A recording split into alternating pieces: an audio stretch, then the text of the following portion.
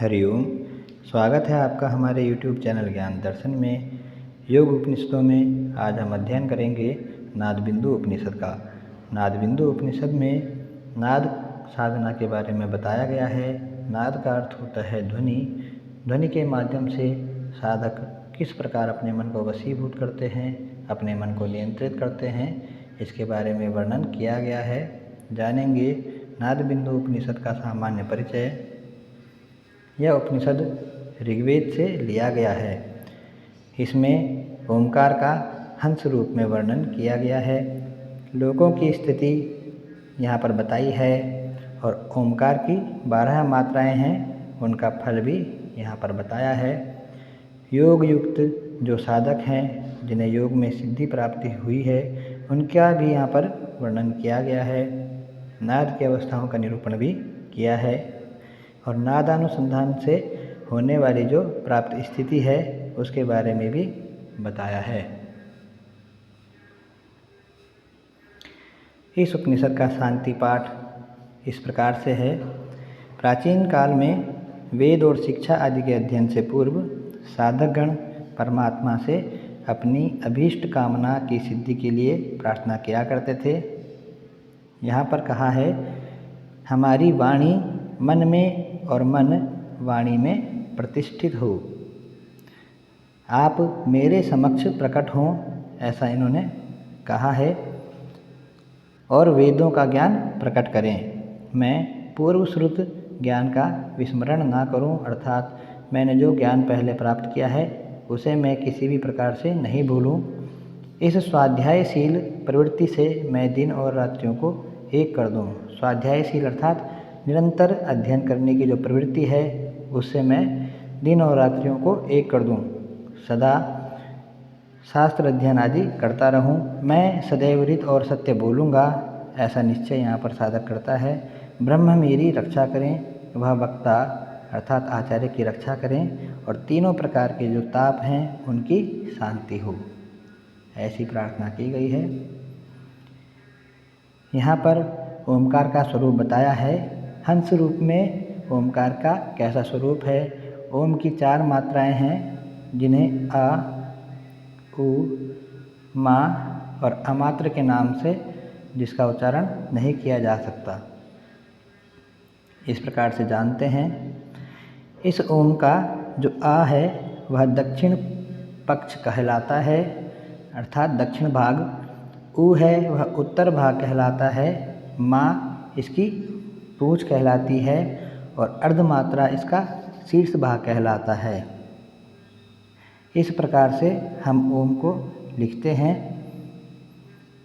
और यह दोनों पैरों में इस ओमकार के रजोगुण और तमोगुण हैं। यहाँ पर ओमकार का हंस रूप में वर्णन किया गया है, अर्थात हंस रूपी ओम के जो दोनों पैर हैं उनमें 2 गुण हैं, रजोगुण और तमोगुण।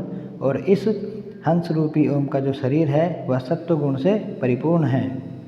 इसका जो दाहिना चक्षु है वह धर्म है और बायां चक्षु का अर्थ होता है आँख, वह अधर्म है। आगे देखेंगे।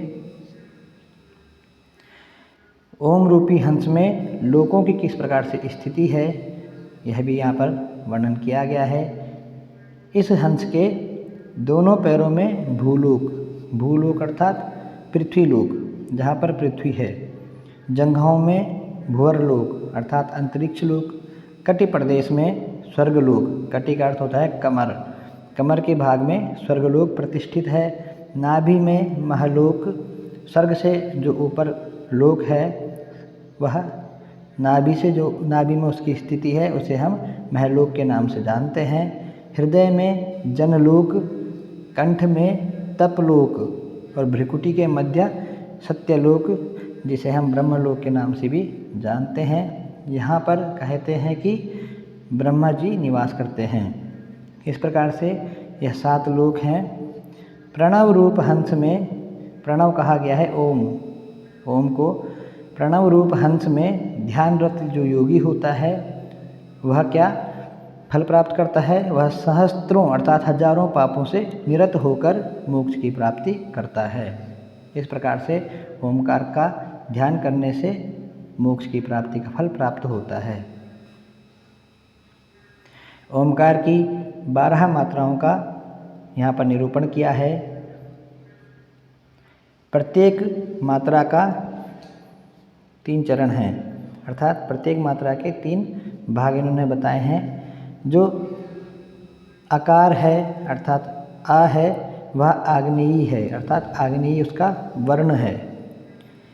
उकार जो दूसरी मात्रा है वह वायव्य है, अर्थात वह वायु के स्वरूप वाली है। जो मकार है वह तेजोमंडल युक्त है, अर्थात तेज का अर्थ होता है भानु, सूर्य के मंडल से जो युक्त है। और चौथी जो मात्रा है वह वारुणी है, अर्थात जल की तरह उसकी अभिव्यक्ति है। प्रथम मात्रा घोषिणी नाम से कही गई है। इस मात्रा में जो साधक ध्यान लगाते हैं और जिनका इस मात्रा में ध्यान करते हुए देहावसान हो जाता है, अर्थात वह इस मात्रा में ध्यान करते हुए मृत हो जाते हैं, वह अगले जन्म में जब जन्म लेते हैं तो संपूर्ण भारतवर्ष में चक्रवर्ती सम्राट के रूप में उत्पन्न होते हैं। जो दूसरी मात्रा है उसे विद्युन मात्रा के नाम से कहा गया है। यह आग्नेयी वर्ण वाली हैं। विद्युन मात्रा में जो साधक शरीर को त्याग करता है वह अगले जन्म में महान महिमाशाली यक्ष होता है, या फिर वह मरने के पश्चात इस गति को प्राप्त करता है। तीसरी मात्रा जो है वह पातंगी नाम से कही गई है। इसमें साधक मरने पर विद्याधर के रूप में प्रकट होता है। चौथी मात्रा वायुवेगिनी नाम से कही गई है। इस मात्रा का ध्यान करने से गंधर्व के रूप में वह जन्म लेता है। पांचवी मात्रा नामधेय है, जो कि तुषित नाम के जो देव हैं उनके साथ चंद्रलोक में निवास करता है। जो व्यक्ति जो साधक इस मात्रा का ध्यान करते हुए अपने देह का त्याग कर देता है। इससे ऊपर जो छठी मात्रा है वह ऐन्द्री नाम से कही गई है। जो व्यक्ति इस मात्रा का ध्यान करता है, इसमें निरत रहता है, वह व्यक्ति इंद्र के सायुज्य पद की प्राप्ति करता है। सातवीं मात्रा वैष्णवी नाम से जानी जाती है। यह भगवान विष्णु के पद को प्राप्त करवाती है, अर्थात ओमकार का निरंतर गहराई से चिंतन करते हुए साधक इन मात्राओं को प्राप्त करता है। इसके पश्चात सांकरी है, 8वीं मात्रा।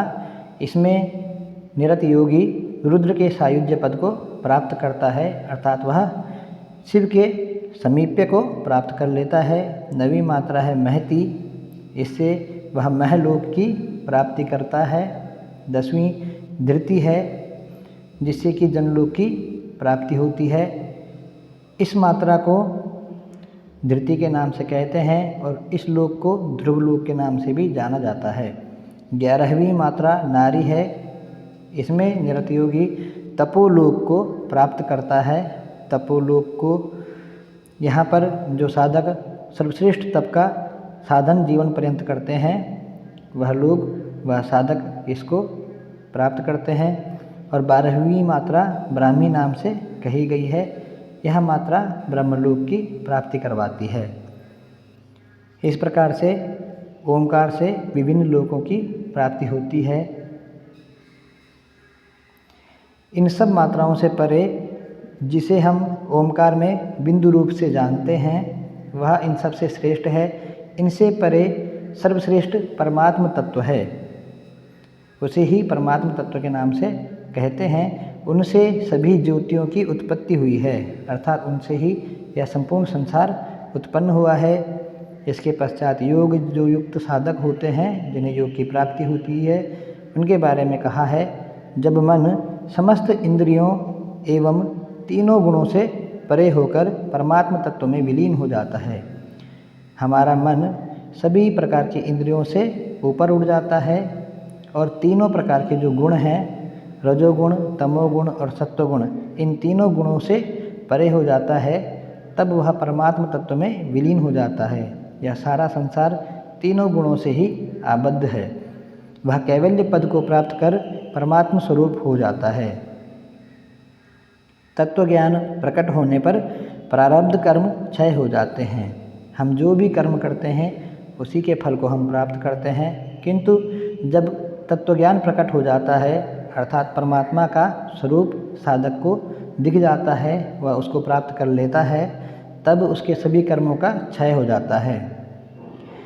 यहाँ पर वर्णन किया गया है कि जिस प्रकार से हमारी स्वप्न देह है अर्थात हम स्वप्न में जैसा हमारा शरीर होता है विभिन्न प्रकार का, उसी की भांति यह जागृत अवस्था भी केवल अध्यास मात्र है, अर्थात हमें केवल यह अभ्यास से ही प्राप्त हुई है।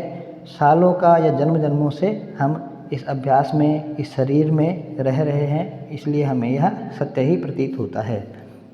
ओमकार स्वरूप ब्रह्म की आत्मा के साथ एकता रूपी चिंतन से नाद रूपी ज्योतिर्मय शिव बादलों के हटने पर भगवान भास्कर की भांति प्रकाशित हो जाते हैं। यहाँ पर वर्णन है, उस ओमकार स्वरूप ब्रह्म की आत्मा के साथ जब साधक निरंतर नाद रूप से ध्यान करता है तो वह प्रकाशित हो जाता है, अर्थात वह परमात्मा तत्व को प्राप्त कर अमृत तत्व की प्राप्ति करने में सक्षम हो जाता है।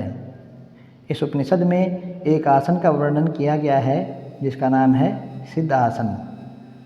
इसमें बैठकर साधक वैष्णवी मुद्रा लगाकर दाहिने कान से नाद का नित्य श्रवण करे, अर्थात नाद की अभिव्यक्ति अपने कानों से अंतर्निहित ध्वनि को सुनने की अवस्था है। इसमें साधक दोनों कानों को बंद करके अपने अंदर नाद का अनुभव करता है। यह अभ्यास बाह्य ध्वनियों को आवृत्त कर देता है। इस प्रकार से अभ्यास करने पर जो बाहरी ध्वनियाँ हमें सुनाई देती हैं उन्हें न सुनकर साधक केवल अपने अंदर की ही ध्वनियों को सुनता है, जिससे कि वह अंतर्मुखी होकर तुरीय अवस्था को प्राप्त कर लेता है, अर्थात वह परमात्मा की निकटता को प्राप्त कर लेता है। तुरीय अवस्था में साधक को परमात्मा का साक्षात्कार हो जाता है। नाद ध्वनि की जो प्रारंभिक अवस्था है उसके बारे में निरूपण किया गया है। सबसे पहले साधक को स्वयं के भीतर समुद्र, मेघ अर्थात बादल, भेरी एक प्रकार का वाद्य यंत्र है, झरनों से उत्पन्न ध्वनि के समान ध्वनियाँ सुनाई देती हैं।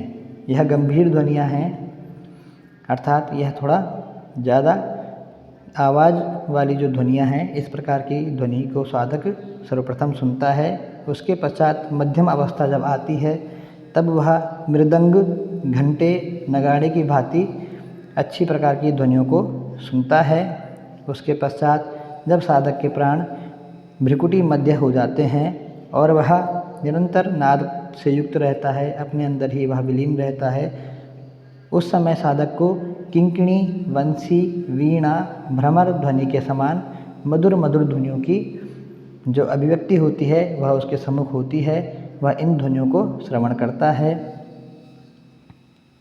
यहाँ पर साधना का क्रम बताया है कि किस प्रकार से साधक ध्यान करे। तो घन नाद अर्थात जो ज़्यादा गंभीर ध्वनियाँ हैं, ज़्यादा जो तेज़ ध्वनियाँ हैं उनको छोड़कर सूक्ष्म ध्वनि को, और सूक्ष्म ध्वनि को छोड़कर घन ध्वनि को अर्थात गंभीर ध्वनि को सदा श्रवण करे, अर्थात अपने अंदर केवल वह नाद का श्रवण करता रहे, उससे वह बाहर कुछ भी श्रवण ना करे। जहाँ नाद में मन लगे उसी को श्रवण करे, अर्थात जिस ध्वनि पर उसका मन लगे अपने भीतर उन्हीं को वह श्रवण करे और उसे अन्यत्र कहीं भी भ्रमित ना होने दे। इस प्रकार से साधक का जो मन है वह ध्वनि पर ही आश्रित होना चाहिए। साधक का मन दूध में मिश्रित जल की भांति नाद में एकीभूत हो जाता है। जिस प्रकार से दूध में जल मिश्रित होता है उसी प्रकार साधक का मन नाद में विलीन हो जाता है। साधक सहसा चिदाकाश में स्वयं को विलय कर देता है। यहाँ पर मुख्य विषय बताने योग्य है आकाश। एक होता है जिसे हम जानते हैं भूताकाश के नाम से, भूताकाश, जो कि सभी के बाह्य हम इसको पंच महाभूतों में देखते हैं। दूसरा है चित्ताकाश, इसे हम अपने अंदर अनुभव करते हैं, जिसमें कि हमारे मन आदि की गति सदा निहित रहती है। और तीसरा है चिदाकाश। यह सर्वत्र व्यापक परमात्म स्वरूप आकाश है। जो व्यक्ति इस आकाश की साधना कर लेता है या जो व्यक्ति इस आकाश को देखने में सक्षम हो जाता है, वह परमात्मा को प्राप्त कर लेता है, क्योंकि यही परमात्मा का असली स्वरूप है। समस्त चिंता और चेष्टाओं का परित्याग कर नाद का ही अनुसंधान करें, क्योंकि चित्त का नाद में लय होता है। यहाँ पर बहुत ही विशेष वर्णन किया गया है। सभी प्रकार की चिंता और चेष्टाओं का परित्याग कर देने से नाद योग में चित्त लय हो जाता है। जैसे कि भ्रमर अर्थात भंवरा जो होता है, वह फूलों का रस ग्रहण करता है, किंतु उससे आने वाली जो सुगंध या दुर्गंध आदि होती है, उनसे वह किसी भी प्रकार कोई अपेक्षा नहीं करता। उसी प्रकार जो हम नाद का श्रवण करते हैं, उस नाद के श्रवण में जो चित्त लगा रहता है, वह किसी भी प्रकार की विषय आदि की चिंता नहीं करता, किसी भी प्रकार की वासनाएं उसे पीड़ित नहीं करती, वह उनकी आकांक्षा नहीं रखता। चित्त को यहाँ पर भुजंग अर्थात सर्प के नाम से कहा गया है कि चित्त रूपी भुजंग नाद श्रवण से आबद्ध हो जाता है और चंचलता का त्याग कर देता है, वह एकाग्र हो जाता है। दूसरा यहाँ पर कहा है चित्त रूपी उन्मत्त हाथी। यह चित्त को हाथी के रूप में बता रहे हैं, अर्थात साधकों को समझाने के लिए यहाँ पर विभिन्न उदाहरण दे रहे हैं कि जो चित्त है यह उन्मत्त हाथी के समान है। इसे नाद रूपी तीक्ष्ण अंकुश से वश में किया जा सकता है। मन को नाद रूपी जाल में आबद्ध किया जाता है। यहाँ पर मन को हिरण की संज्ञा दी गई है। अब मन को तरंग की संज्ञा यहाँ पर दी गई है कि मन रूपी तरंग को नाद रूपी तट, अर्थात यह नाद तट के समान है, उससे आबद्ध किया जा सकता है। ब्रह्म प्रणव संलग्न नादो ज्योतिर्मयात्मकः। ब्रह्म प्रणव है, प्रणव स्वरूप है, उसमें संलग्न जो नाद का अभ्यासी है वह ज्योतिर्मय हो जाता है। मन में आकाश तत्व कहाँ तक होता है? जहाँ तक शब्द श्रवण की सीमा होती है, उससे परे परमात्मा तत्व है। अर्थात जहाँ तक हमारे शब्दों का जो गति होती है या जहाँ तक शब्दों की पहुँच है, वहीं तक आकाश है। उससे परे परमात्मा तत्व है, जहाँ पर शब्द भी विलीन हो जाते हैं। उसे ही यहाँ पर विष्णु पद के नाम से बताया गया है। नाद की समाप्ति होने पर मन भी अमन हो जाता है। जिस प्रकार साधक साधना में नाद में लीन रहता है, वह विभिन्न प्रकार के नादों का श्रवण करता है। धीरे धीरे साधना में बढ़ते बढ़ते वह जब नाद श्रवण नहीं करता, अर्थात उस समय उसका जो मन होता है वह नाद में ही लीन हो जाता है। उस समय साधक की कैसी स्थिति होती है, किस अवस्था को प्राप्त कर लेता है? वह योगी अर्थात वह इस योग अभ्यास में निरत रहने वाला जो साधक है, सभी अवस्थाओं से मुक्त हो जाता है और चिंता रहित हो जाता है। वह संसार में मृतवत रहता है, अर्थात उसे किसी विषय की कोई आकांक्षा नहीं रहती। वह नाद का श्रवण कभी नहीं करता, वह किसी भी प्रकार की ध्वनि आदि को नहीं श्रवण करता। वह मृतवत संसार में आचरण करता है, रहता है। उसका शरीर लकड़ी की भांति चेष्टा रहित हो जाता है और सर्दी गर्मी आदि उसे पीड़ित नहीं करते। सुख दुख आदि का वह अनुभव कभी नहीं करता, वह इन सबसे ऊपर उठ जाता है। वह अपने वास्तविक रूप में स्थिर हो जाता है।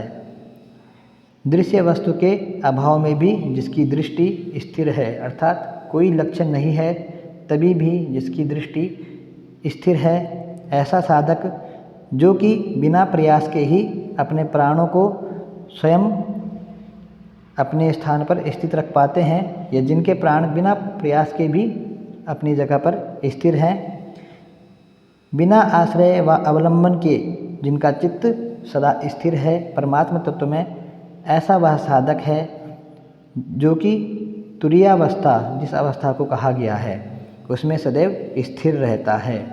अर्थात नादानुसंधान से तुरीय अवस्था की जब प्राप्ति हो जाती है तो साधक दृश्य वस्तु के अभाव में भी एकाग्र रहता है।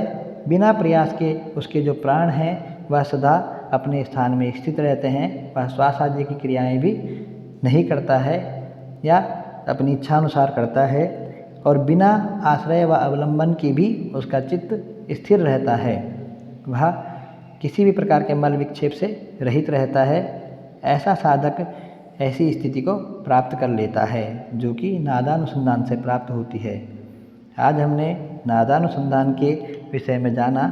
मिलते हैं अगली वीडियो में। नमस्कार।